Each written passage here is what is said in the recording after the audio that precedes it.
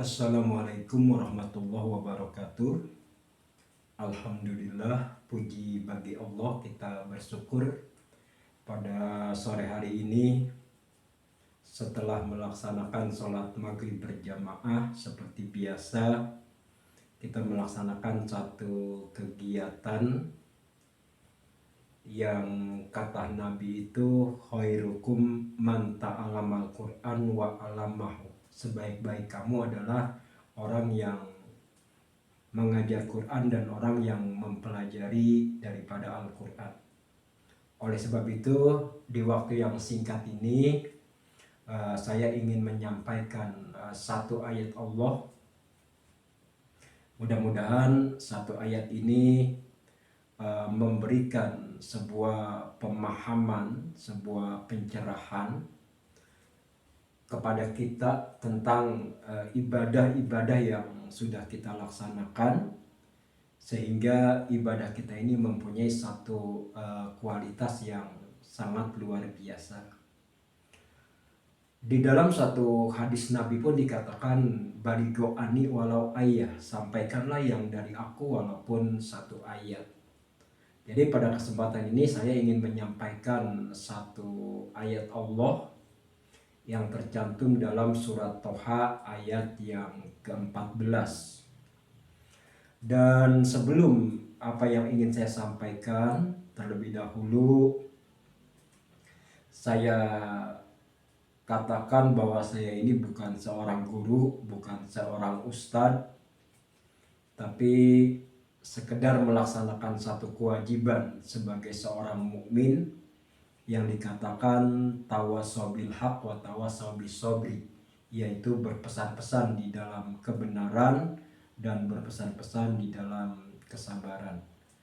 Semoga ayat yang saya sampaikan ini bermanfaat kepada kita yang selalu berusaha untuk mencintai Al-Quran sebagai satu-satunya kitab yang tidak boleh dilakukan kebenarannya, yang menjadi petunjuk bagi manusia agar manusia itu mendapatkan keridhaan dan keselamatan dari Allah Subhanahu wa taala.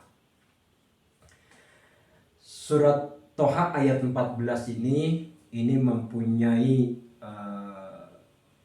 tiga komponen yang dibicarakan. Yang pertama yaitu pengenalan manusia kepada Allah. Kemudian yang kedua tentang ibadah. Dan yang ketiga adalah tentang sholat yang memang sudah kita lakukan sebagai seorang muslim ataupun sebagai seorang muslimah. Saya tulis ayatnya dalam surat Toha ayat ke-14. Allah nyatakan innani annallaha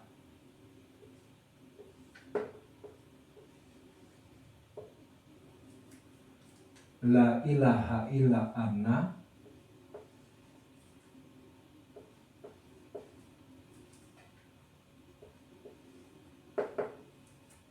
fa'budni.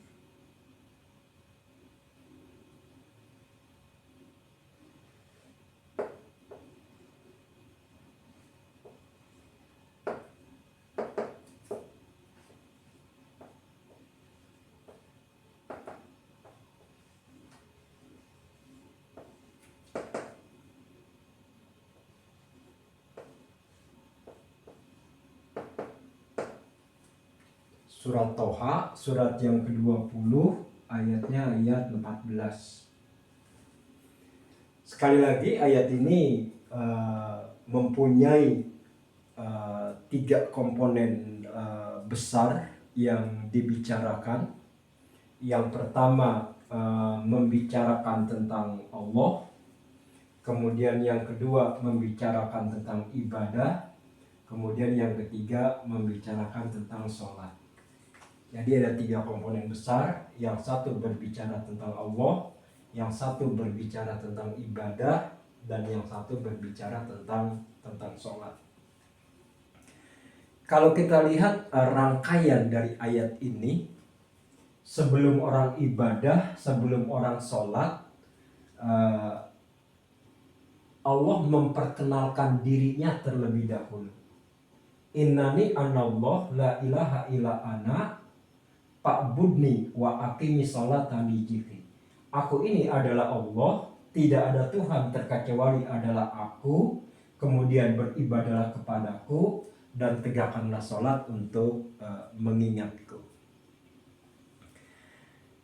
Kenapa ini perlu kita pahami secara bersama-sama? Karena pada saat orang melaksanakan ibadah tapi dia tidak kenal dengan Allah yang memerintahkan ibadah, nanti ibadahnya itu menjadi sebuah kekosongan. Tidak ada esensi yang dapat dia rasakan, yang dapat dia nikmati di dalam keberibadahannya itu sendiri. Katakanlah seperti sholat yang kita laksanakan, yang satu hari satu malam itu paling sedikit 17 rakaat atau 5 waktu. Kalau kita tidak dahului dengan pengenalan terhadap Tuhan, terhadap Allah, maka sholat yang 5 waktu yang kita kerjakan ini hanya merupakan peragaan yang di dalamnya terkandung kekosongan, tidak mempunyai makna, tidak mempunyai esensi, hanya sekedar melaksanakan jadwal harian yang dalam satu hari kita lakukan, yaitu 5 waktu.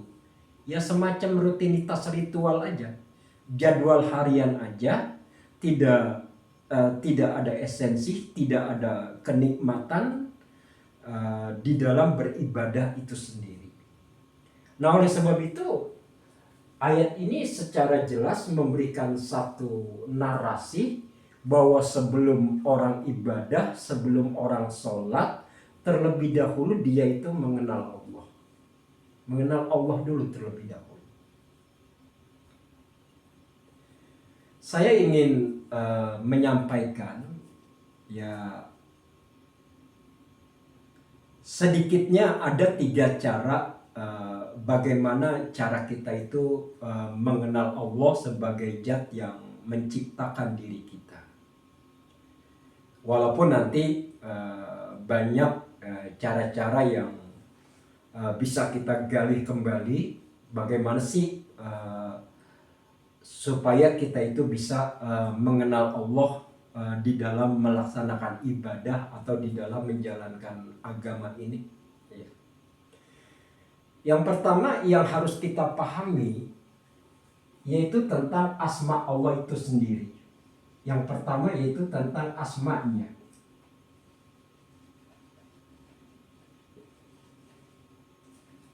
Yaitu memahami tentang asmanya. Kemudian yang kedua, memahami tentang af'alnya.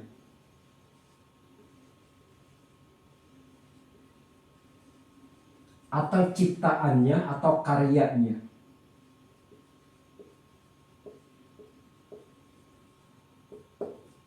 Kemudian yang ketiga, ini memahami sifat-sifatnya.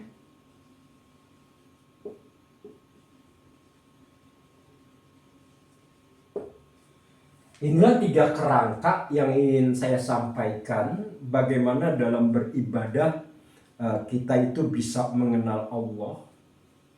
Karena sekali lagi kalau kita beribadah tidak kenal dengan Allah, atau kalau kita melaksanakan sholat tidak kenal kepada Allah, maka sholat yang kita laksanakan isinya adalah kekosongan. Maka dari itu perlu pengenalan diri kita kepada Allah sebagai zat yang memerintahkan kita untuk beribadah kepadanya. Yang pertama, kita memahami tentang asmanya Allah. Dan asma itu atau nama itu yang paling utama, ya berdasarkan ayat ini pula, ketika Allah menyatakan tidak ada Tuhan terkecuali adalah Dia itu sendiri bernama adalah Allah. Yang pernah saya sampaikan secara grammar, Allah itu kan asal kata dari ilahun menjadi Allah. Kalau ilahun itu namanya isim nakiroh, nah kalau Allahu itu namanya isim ma'rifah. Di sini diartikan, ilahun itu diartikan sebagai Tuhan. Tapi kedudukan Tuhan di sini atau di kata ilahun ini masih sangat umum. Tidak satu Tuhan. Dia itu sifatnya masih umum, karena di dalam hidup itu banyak orang menjadikan selain dari Allah itu sebagai Tuhan. Orang bisa menjadikan hartanya sebagai Tuhan, orang bisa menjadikan jabatannya sebagai Tuhan. Bahkan kadang-kadang anak juga bisa jadi sebagai Tuhan. Ya. Kemudian ada juga hawa nafsu itu sebagai Tuhan. Nah, ketika jabatan, harta, anak, hawa nafsu dan juga yang lain-lainnya, ketika itu dijadikan Tuhan, ini disebut sebagai ilahun. Tuhan yang belum jelas, Tuhan yang kedudukannya itu masih banyak. Nah, kemudian ketika masuk kepada Allah, kata ilahun itu berubah, yang tadinya isim nakiroh kemudian menjadi isim ma'rifah.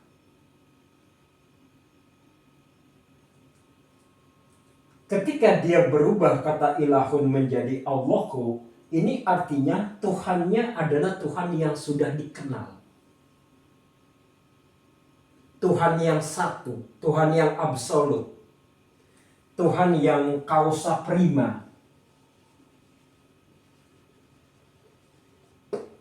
Tuhan yang menjadi sebab yang tidak disebabkan. Huwal awalu wal akhiru, wa zohiru wal batinu, wa huwa bikulli sayin alim. Allah yang tidak berawal, Allah yang tidak berakhir, Allah yang zohir, Allah yang batin, Allah yang menjadi sumber kecerdasan. Ini kalau sudah masuk pada satu kalimat Allah, yaitu Allah yang sifatnya kausa prima, yaitu sebuah penyebab yang keberadaannya itu tidak disebabkan oleh yang lain. Dia itu adalah yang awal, dia itu adalah yang akhir. Dia itu tidak ada awalnya, dia itu tidak ada akhirnya. Makanya ketika Allah ini yang awal, dia itu yang akhir, dia itu tidak terjebak oleh dimensi waktu dan juga dimensi ruang. Nah, Allah yang satu ini adalah merupakan pangkal ataupun awal ataupun mula dari semua rupa dan warna yang ada di alam semesta ini. Nah, sehingganya semua apa yang ada di alam semesta ini itu akan bergantung kepadanya. Dan dia sebagai kausa prima, sebagai sebab yang tidak disebabkan, dia tidak pernah menggantungkan dirinya kepada ciptaannya. Tapi justru semua yang diciptakan oleh Allah itu menggantungkan dirinya kepada Allah Subhanahu wa ta'ala. Ini makna secara bahasa daripada kata Allah itu sendiri, bahwa dia itu adalah merupakan awal, pangkal, mula dari segala macam rupa dan warna yang ada di alam semesta ini, yang semuanya itu bergantung kepadanya dan dia tidak bergantung kepada ciptaannya. Nah, sehingga pada saat kita sholat, ini bukan kebutuhan Allah kepada manusia, sebenarnya kebutuhan manusia kepada Allah. Pada saat kita melaksanakan ibadah, bukan kebutuhan Allah kepada manusia, tapi kebutuhan manusia kepada Allah. Kita ibadah ataupun kita tidak ibadah, Allah itu tetap sebagai Allah. Dia tetap maha besar, dia tetap maha kaya, dia tetap maha ajib. Bukan berarti kita atau manusia tidak ibadah kepadanya, Allah itu kemudian tidak lagi menjadi Allah, atau kebesarannya hilang, atau keagungannya hilang. Tidak. Allah itu tidak membutuhkan ibadah kita. Bahkan justru ibadah yang kita lakukan itu sebagai bukti bahwa kita bergantung kepadanya, bahwa kita membutuhkan Allah dalam kehidupan kita. Ini sekedar gambaran aja tentang mana Allah secara bahasa, bahwa dia itu adalah merupakan kausa prima, merupakan satu penyebab yang keberadaannya itu tidak disebabkan oleh yang lainnya. Makanya huwal awalu wal akhiru wal zohiru wal batinu wa huwa bikulli syai'in alim. Dia yang awal, dia yang akhir, dia tidak berawal, dia tidak berakhir, dia tidak terikat oleh dimensi ruang, dia tidak terikat oleh dimensi waktu, dan semua ciptaannya itu bergantung padanya, dan dia tidak pernah bergantung kepada ciptaannya. Ini secara grammar aja, artinya salah satu asma Allah yang mungkin memberikan kita secercah cahaya agar kita bisa memahami Allah secara bahasa. Belum lagi asma Allah yang 99 itu, Ar-Rahman, Ar-Rahim, Al-Qudus, dan lain sebagainya. Itu kalau kita adakan kajian yang lebih mendalam, pasti akan memberikan satu kesadaran yang luar biasa di dalam kita memahami zat Allah yang memerintahkan kita untuk melaksanakan ibadah ataupun untuk melaksanakan sholat.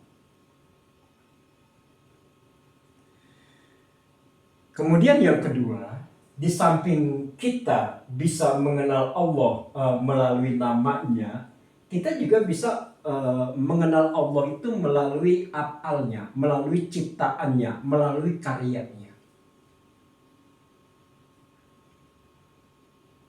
Bagaimana Allah menciptakan hamparan bumi, bagaimana Allah menciptakan langit, bagaimana Allah mengembangkan alam semesta, Allah menciptakan air, Allah menciptakan makhluk hidup. Itu adalah merupakan karya-karya Allah. Kalau kita perhatikan dan kalau kita pahami, di situ akan mengantarkan kita pada pengenalan diri kita kepada Allah sebagai Tuhan yang kita beribadah kepadanya. Saya ambil satu ilustrasi. Ada seorang pelukis, dia melukis bunga di sebuah dinding. Nah, bunga yang dia lukis di sebuah dinding itu ternyata dihinggapi oleh beberapa kupu-kupu dan oleh beberapa kumbang. Karena kupu-kupu dan kumbang ini menganggap bahwa bunga lukisan itu adalah bunga yang sebenarnya.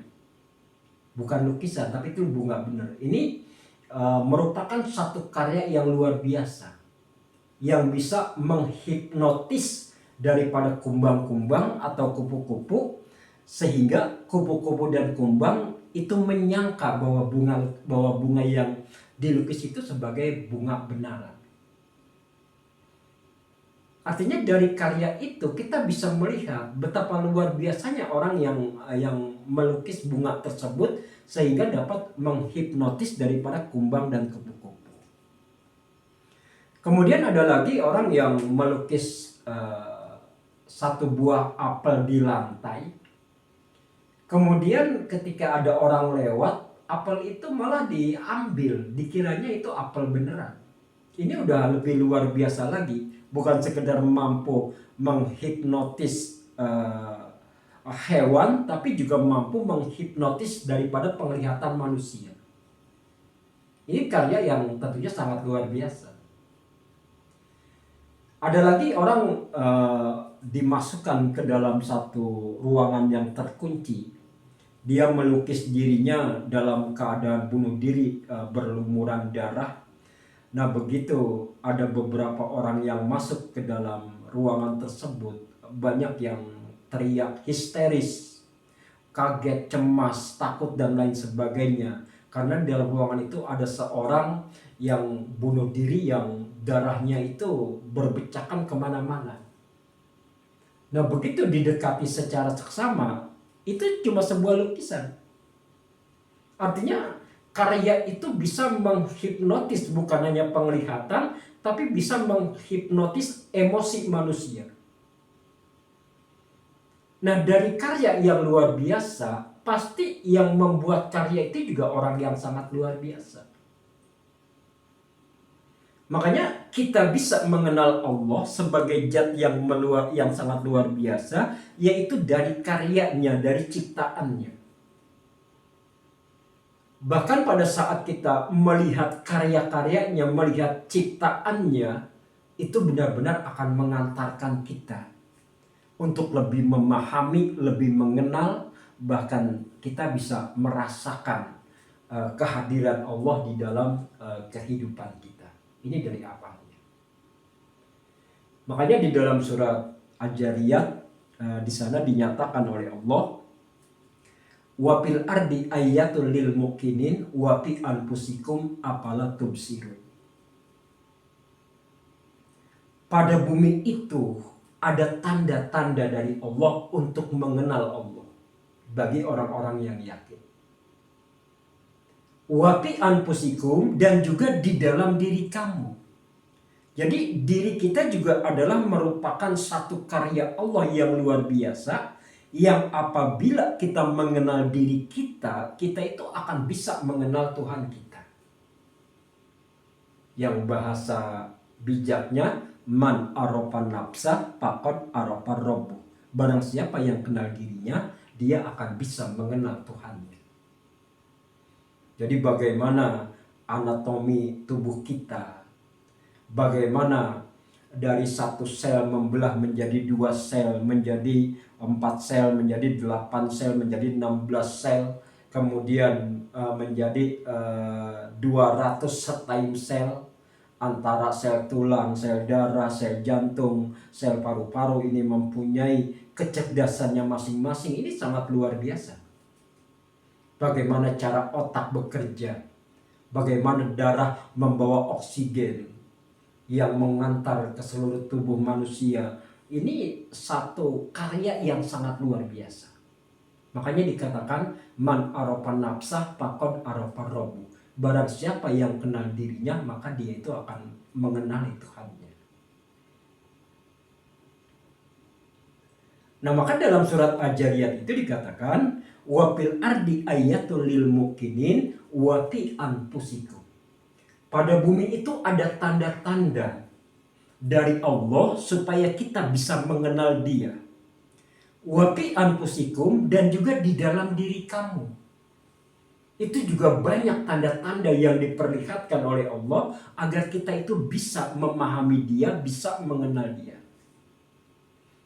Nah cuma yang menarik di ujung ayatnya, apalah tubsirun, apakah kamu tidak melakukan observasi, mengadakan satu penglihatan lebih tajam, pembacaan lebih dalam, mengadakan penelitian. Nah, itu pertanyaannya, apalah tubsirun, apakah kamu tidak memperhatikan diri kamu sendiri? Padahal di dalam diri kamu itu adalah merupakan satu jalan untuk bisa mengenal Allah ataupun untuk bisa memahami Allah sebagai Tuhan, tempat kita mengorientasikan semua kegiatan hidup kita. Yang seperti dalam sholat kita nyatakan, inni wajjahtu wajhiya lillazi fataras samawati wal ard hanifa wa ma kana minal musyrikin inna sholati wa nusuki wa mahyaya wa mamati lillah. Sesungguhnya sholatku, semua ibadahku, hidupku, matiku adalah semata-mata karena Allah. Semua orientasi hidup kita tujukan semata-mata adalah untuk Dia.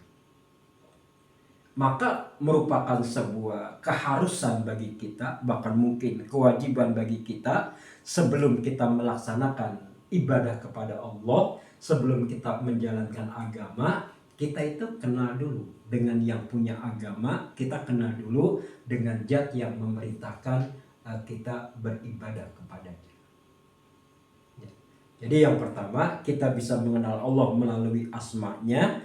Yang kedua, kita bisa mengenal Allah melalui af'alnya, melalui karya-karyanya, melalui ciptaannya. Dan kemudian yang ketiga, kita bisa mengenal Allah itu dari sifat-sifatnya. Nanti kan ada sifat 20 itu ada sifat nafsiyah, ada sifat salbiyah, ada sifat ma'ani, ada sifat maknawi. Itu kalau kita pahami satu demi satu tentang sifat-sifat Allah, itu juga merupakan satu hal yang sangat luar biasa. Karena apa? Karena yang namanya sifat itu tidak berpisah dengan zatnya. Ya. Sifat itu tidak akan berpisah dengan zatnya.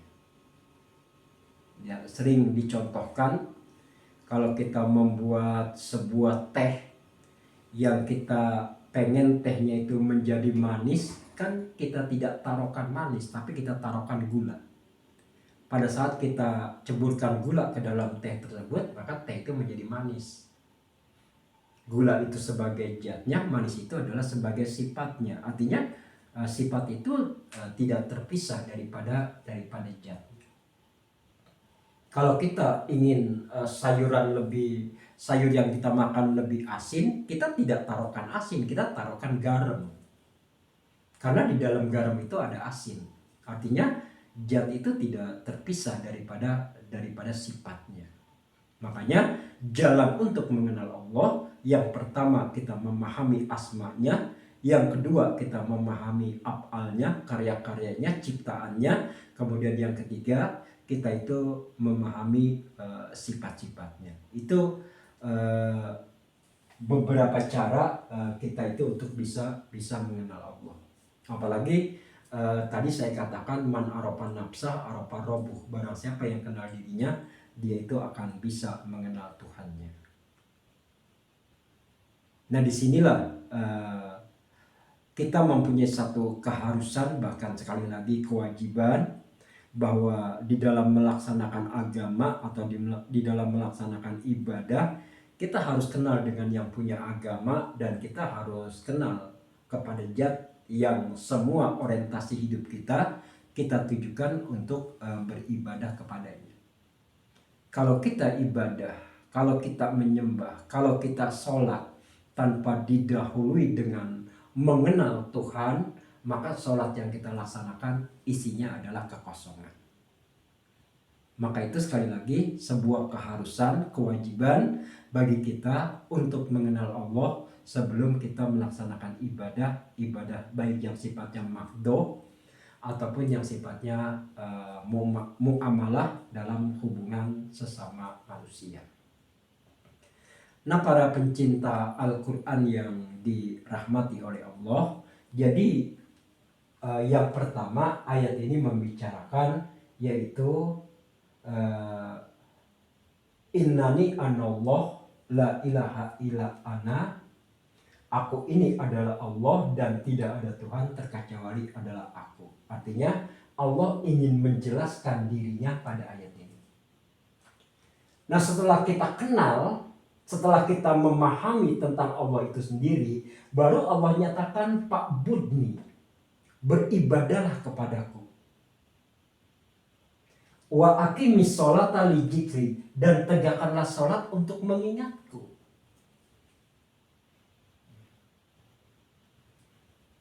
Fa'budni, sembahlah aku, dan tegakkanlah sholat untuk mengingatku. Jadi orang yang beribadah atau orang yang menyembah Allah, ini sholatnya ingat dengan Allah.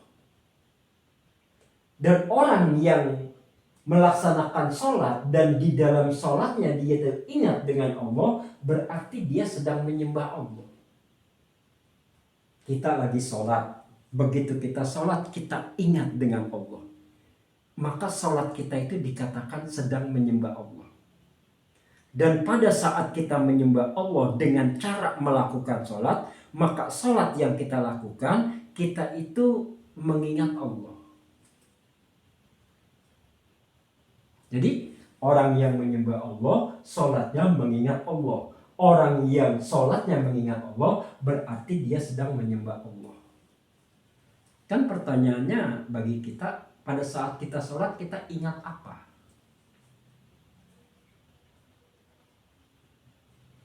Begitu kita takbiratul ihram, Allahu Akbar, pikiran kita mengembara. Yang kita ingat semua adalah tentang urusan kita, tentang karir kita, tentang bisnis kita, tentang usaha kita, tentang harta kita, tentang anak kita, tentang pekerjaan kita. Bahkan sampai pada kita mengucapkan salam sebagai akhir daripada sholat, semuanya yang kita ingat adalah urusan kita. Dan kita di dalam melaksanakan sholat sama sekali tidak ingat dengan Allah. Nah, pada saat kita sholat sama sekali tidak mengingat Allah, berarti kita sedang menyembah apa? Karena di sini orang yang menyembah Allah, sholatnya itu ingat dengan Allah. Orang yang ingat dengan Allah dalam sholat, berarti dia menyembah Allah. Nah, pada saat kita melaksanakan sholat, kita cuma mengingat berbagai macam urusan kita yang membuat otak kita itu bising, yang membuat otak kita itu mempunyai kesibukan yang begitu luar biasa, sampai Allah pun tidak punya tempat dalam pikiran kita pada saat kita melaksanakan sholat. Jadi kita sedang menyembah apa kalau begitu dalam melaksanakan sholat?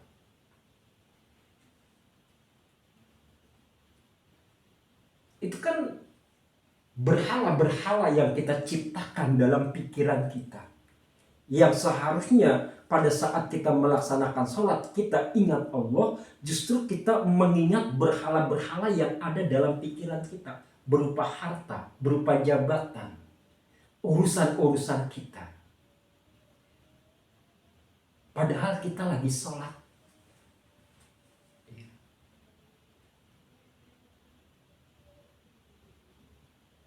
Kenapa ini bisa terjadi pada diri kita pada saat kita melaksanakan sholat? Yang pertama adalah ini, karena pada saat kita melaksanakan sholat kita tidak kenal dengan yang memerintahkan kita melaksanakan sholat. Sehingga sholat yang kita laksanakan isinya adalah kekosongan. Bahkan saya katakan ini, maaf, pada saat kita sholat kita tidak sedang menyembah Allah, tapi sedang menyembah berhala-berhala yang kita ciptakan dalam pikiran kita. Harta kita, pekerjaan kita, karir kita, jabatan kita, dan lain sebagainya. Itu yang kita ingat pada saat kita melaksanakan sholat.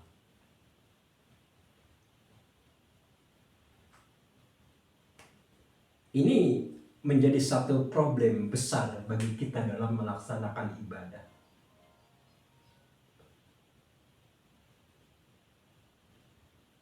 Oleh sebab itu ayat ini saya angkat, mungkin ada satu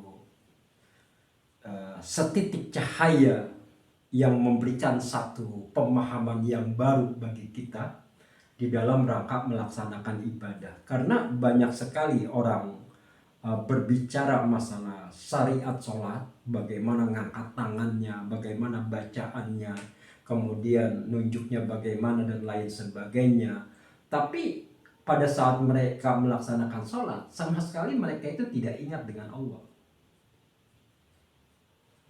Sekali lagi maaf, kalau bicara masalah peragaan yang termaktub di dalam rukun 13 sholat, sebenarnya dari mulai TK, SD, SMP itu kita sudah belajar. Bahkan di SMA pun kita belajar tentang itu. Artinya apa? Sebenarnya untuk peragaan itu udah harus selesai pada tahap pendidikan 9 tahun. Bahkan pendidikan 6 tahun itu kalau uh, kita cermati seharusnya sudah selesai berbicara tentang peragaan sholat. Justru begitu naik kepada pendidikan yang lebih tinggi, bagaimana menggali esensi sholat itu sendiri, bagaimana kita bisa menguasai diri kita pada saat kita melaksanakan sholat, seharusnya itu yang menjadi kajian-kajian. Makanya sesuatu yang ya menurut saya sangat ironis kalau kita muslim dari kecil, kemudian di umur kita yang 40 tahun kita masih mempermasalahkan atau masih belajar tentang peragaan sholat. Seharusnya umur-umur seperti itu sudah mengadakan kajian-kajian yang lebih dalam tentang makna-makna daripada sholat itu sendiri. Ya bukan berarti saya menyalahkan, ya sambil berjalan kita mencoba bagaimana sholat yang kita laksanakan supaya ada isinya. Yang salah satu caranya kita itu sebelum ibadah kenal dulu dengan Allah Subhanahu wa Ta'ala. Ada mungkin dua jalan ya, bagaimana sih supaya pada saat sholat kita bisa mengendalikan pikiran kita atau menjinakkan pikiran kita supaya pikiran kita itu tidak terlalu liar pada saat kita sholat. Ada loh orang yang sholat dari mulai takbir sampai salam sama sekali gak ingat dengan Allah. Jujur saja kita, dari mulai takbir sampai salam sama sekali gak ingat dengan Allah. Padahal orang yang sedang menyembah Allah, sholatnya itu yaitu sedang ingat kepada Allah. Saya cuma ingin menyampaikan dua hal saja dulu, walaupun nanti banyak komponen-komponen bagaimana cara menguasai pikiran, bagaimana cara menaklukkan pikiran agar pada saat kita melaksanakan sholat itu jangan terlalu liar, lompat ke sana lompat kemari, ngembara ke sana mengembara kemari, sehingga pada saat sholat kita sama sekali tidak ingat kepada Allah. Cara yang pertama adalah pada saat kita melaksanakan sholat, bagaimana supaya pikiran kita ini bisa kita kendalikan pada saat kita melaksanakan sholat. Yang pertama adalah menghadirkan dari ujung rambut sampai ujung kaki.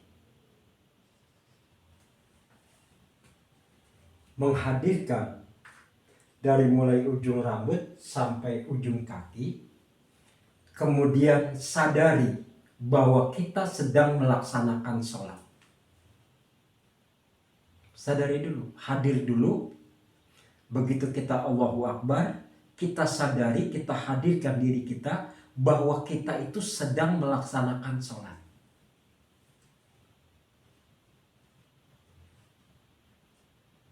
Nah, kalau secara jasmani kita sudah menghadirkan dan ada kesadaran bahwa kita sedang melaksanakan sholat, itu perlahan-lahan otak kita itu atau pikiran itu bisa dikendalikan. Karena ada kehadiran diri, ada kesadaran diri bahwa pada saat melaksanakan sholat, saya itu lagi berhubungan dengan Allah. Nanti sedikit demi sedikit pikiran yang liar itu akan turun. Pikiran yang mengembara itu bisa dikuasai. Kalau kita hadir, bahasanya hadir di sini saat ini sekarang, pada saat kita sholat kita menyadari bahwa kita sedang melaksanakan sholat. Itu mungkin salah satu jalan ya untuk bagaimana supaya pikiran kita jangan terlalu liar pada saat kita melaksanakan sholat.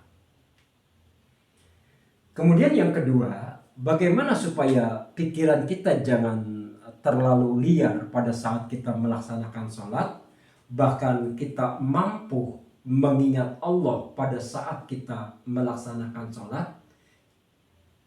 Caranya adalah jangan putuskan secara total koneksitas kita kepada Allah, hubungan kita kepada Allah pada pekerjaan-pekerjaan di luar sholat. Sholat itu adalah untuk mengingat Allah. Tapi bagaimana caranya supaya di luar sholat ini hubungan kita kepada Allah tidak mati secara total. Nanti dalam surat An-Nisa ayat 103 ya, di sini dikatakan Faiza qadaitu musholat fazkurullah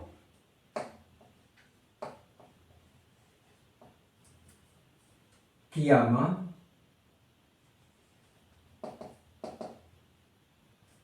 wa qu'udan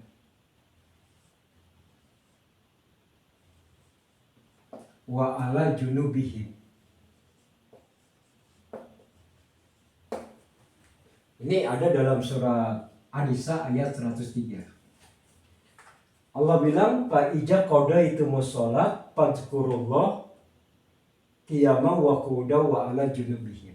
Apabila kamu telah selesai melaksanakan sholat, maka tetaplah ingat dengan Allah baik dalam keadaan berdiri, dalam keadaan duduk, ataupun dalam keadaan berbaring. Kenapa dikatakan dalam keadaan berdiri, dalam keadaan duduk, dan dalam keadaan berbaring? Karena aktivitas manusia itu tidak lepas dari itu. Dia tidak duduk, ya dia berdiri. Dia nggak berdiri, ya dia berbaring. Tapi ini di luar sholat. Nah, pada saat dia sholat, dia mengingat Allah. Kemudian di luar sholat, dia itu tetap ada hubungan, ada keteringatan dirinya kepada Allah di luar dia melaksanakan sholat. Dia sedang bekerja, dia sedang melakukan bisnis dan lain sebagainya. Ingatannya itu tidak terlepas dari Allah. Nah, pada saat di luar dia itu sudah bisa mengingat Allah, di luar sholat dia itu sudah bisa mengingat Allah, begitu dia masuk ke dalam ritual sholat, karena pikiran hatinya sudah bisa mengingat Allah di luar sholat, maka akan lebih mudah pada saat dia sholat, dia itu bisa mengingat Allah.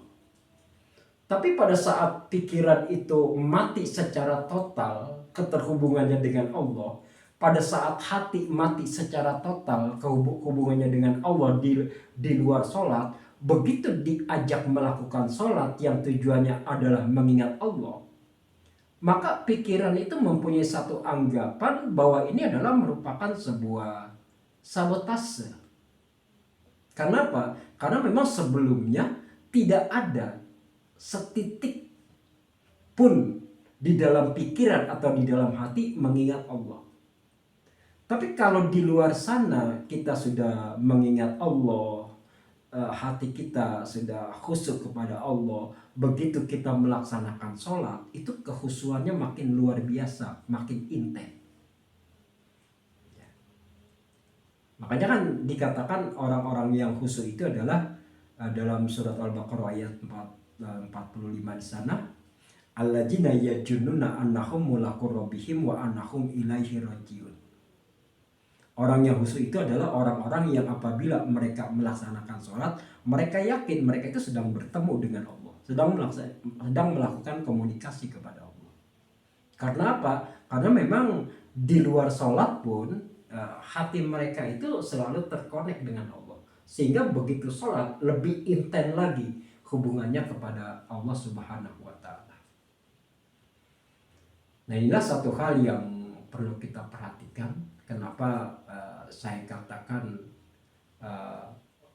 orang Islam itu ketika dia melaksanakan sholat, dia itu tidak sedang menyembah Allah, tapi sedang menyembah berhala-berhala yang dia ciptakan dalam pikirannya. Karena orang yang sholat, yang menyembah Allah, sholatnya itu mengingat Allah. Fa'budni wa aqimus sholata li dzikri. Sembahlah aku dan tegakkanlah sholat untuk mengingatku. Orang yang menyembah Allah, sholatnya ingat dengan Allah. Orang yang sholatnya ingat dengan Allah, berarti dia sedang menyembah kepada Allah. Nah, pada saat sholat kita tidak ingat dengan Allah, berarti kita sedang menyembah apa?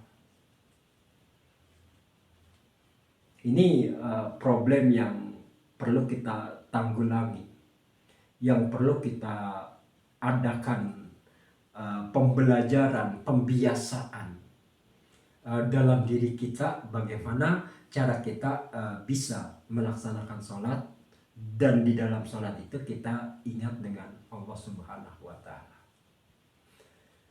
Nah, mudah-mudahan kajian ini memberikan pencerahan bagi kita, memberikan pemahaman yang baru bagi kita, karena banyak sekali orang yang melaksanakan sholat tapi tidak sedang menyembah Allah, tapi menyembah berhala-berhala yang dia ciptakan dalam pikirannya sendiri.